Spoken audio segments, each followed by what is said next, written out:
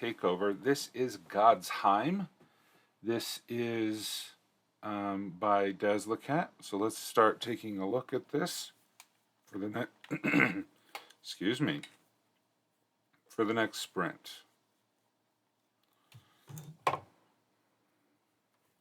See how long. Okay, we've got a good chunk of text to go through. Let's see, we have what it is. Its origins, the bridge in the clouds, purgatory, hell. Okay.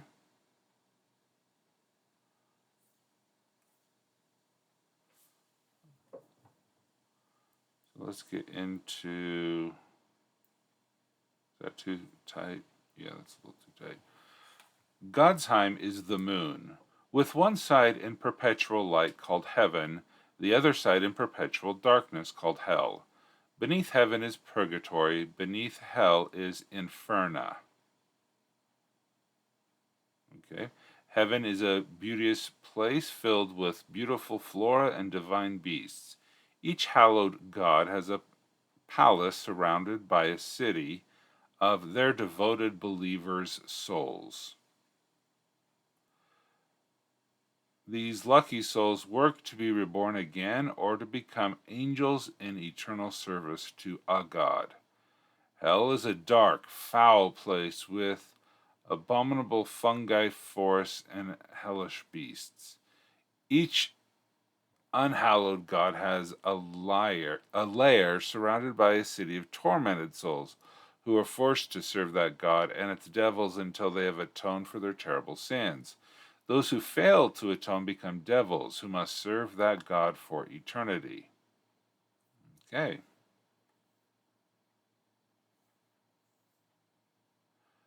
So, Godheim is a moon. Does that mean it's on the same plane of existence as the mortal realm?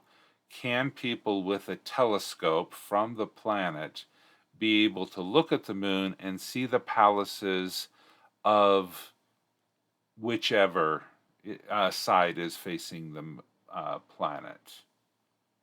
That's my question. Okay. To get to Godsheim, a soul journeys along the bridge in clouds. They arrive in the courtyard of souls where they await their judgment. There, in Inasmuch, sorry, I don't know how to pronounce that. Weighs them on his scale of sin. He marks each soul with their judgment and sends them to Hamadil.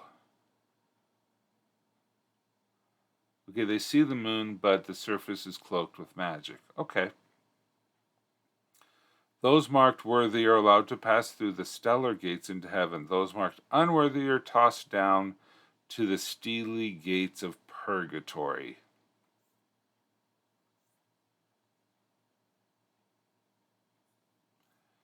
You may want to say something that Godsheim, is a moon and can be seen. But I don't know. Yeah, but the thing about the surface being cloaked by magic, I think that's good information. That is a fascinating photo there. Purgatory is an endless labyrinth where there are opportunities to cleanse away sins, one at a time. Boki, the goddess of secrets, creates untold numbers of puzzles. To solve a puzzle, a soul must confess a sin and perform a penance to atone for it. When solved, the puzzle will cleanse that sin from the soul.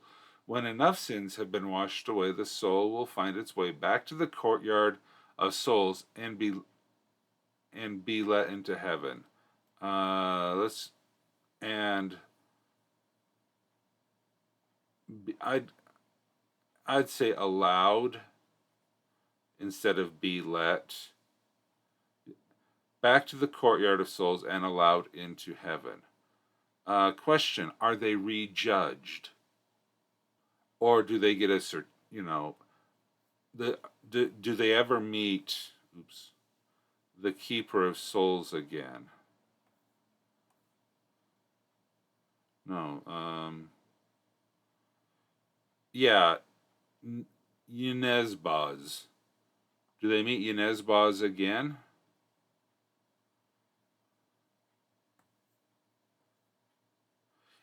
Emily has a good question. Do you have examples of tasks the souls would have to do to wash away specific sins? Oh, good. Okay. All right. Hell. Once inside the blood bone gates, souls are trapped in the courtyard of hell. Each unhallowed god has their own crew of soul fetcher devils to haul new souls to their domain. Battles often rage between rival crews. When captured by a soul fetcher, the souls are the servants and playthings of that god and his devils. Servitude and torment is their lot until all their dark sins are slowly bled out of them. After this happens, they are spat out of the blood-bone gates back into purgatory, where they can wash away the rest of their sins. Okay. Those whose sins cannot be bled out of them are tossed into the burning maw, the gate into inferna, where they are agonizingly forged into devils that then serve an unhallowed God for all eternity. Okay.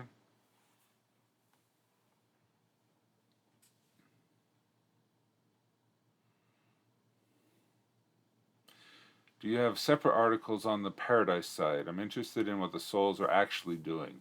Not being tortured is good, but just serving a god there for eternity sounds not so nice and rather boring.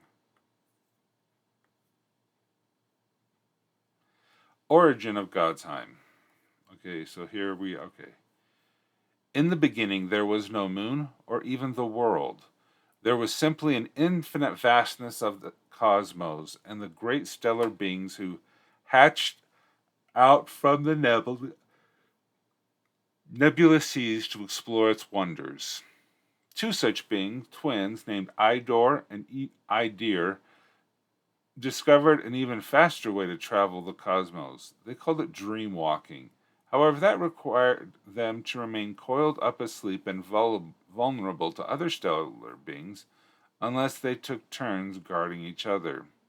This proved very tedious and dull for the twin not dream walking, so they decided to make great shells.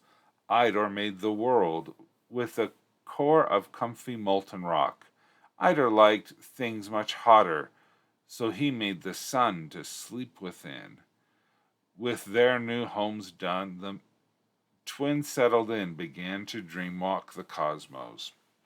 Life sprang upon the world with titanic creatures who fed off the magic seeping through the young world and shining down from the sun.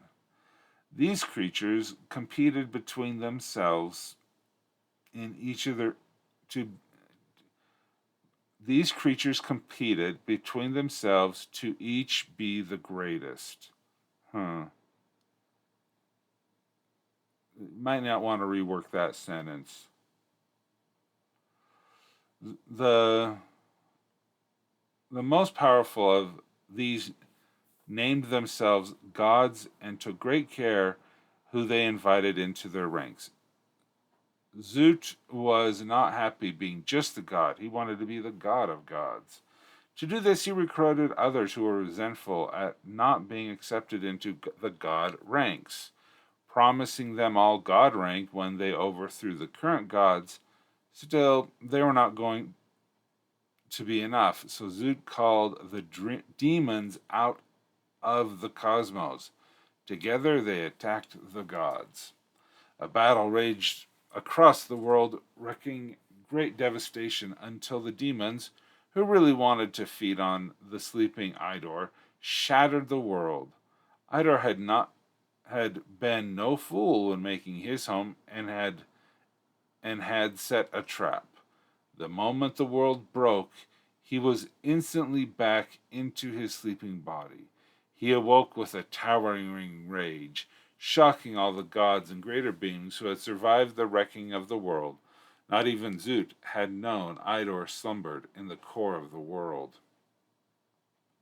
In punishment, Idor forced them all to rebuild his world, an expense of power that destroyed some outright and left the rest terribly weak.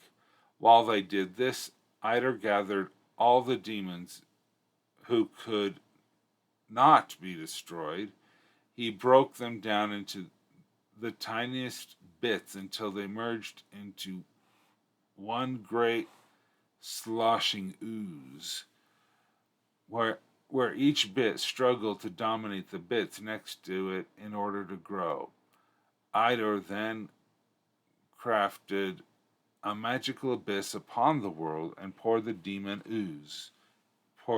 demon ooze, sealing it away. Idor was not done. From the bits of the world Idor had dug out to form the abyss, Idor crafted the moon. He compelled all who remained to live upon the moon, warning them that if there was ever too much godly presence in the world, he would awaken again and destroy them all.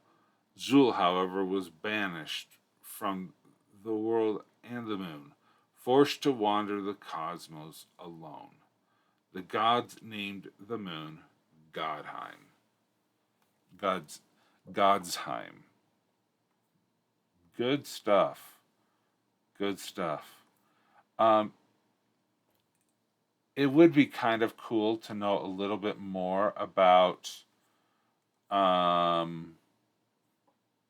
how people atone for their sins, what kinds of sins get you where. I mean, if you're a thief, you go here, you go to purgatory. But if you're a murderer, does that automatically is there something I mean that would just send you straight through the burning maw? Is there something so devastating you could do in this life to get you thrown into the burning maw? Other than that, what gets you thrown into purgatory as opposed to the um instead of heaven? Anyway, hopefully that helps. I plan on defining sins per each god. Each god has their own idea and tenets, of course. I do like that. And I've already liked this one. I do like the origins of Godsheim. That's a fun side story. Having examples of what is moral and not in this world would be super interesting. Yeah. Okay, also includes penances. Good. Okay, well, I forgot to set the timer, so we have a time for another sprint. I don't really have much to say, but thank you so much for sharing this, and I hope that you